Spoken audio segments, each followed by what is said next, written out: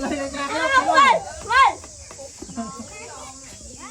làm bên nào cái này anh bên này lời lên chặt lóc này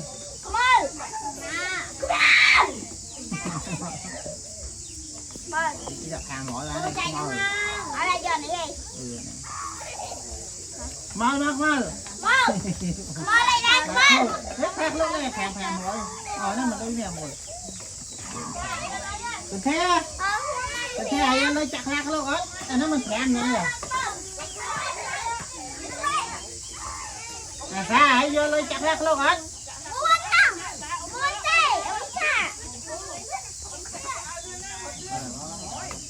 bao giờ lấy chặt lạc luôn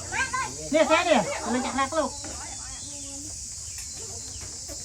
ham vô lấy chặt lạc luôn chặt lạc luôn nè buồn tao vô lấy chặt lạc luôn á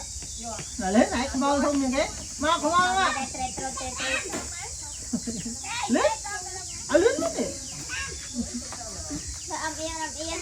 Hãy subscribe cho kênh Ghiền Mì Gõ để không bỏ lỡ những video hấp dẫn.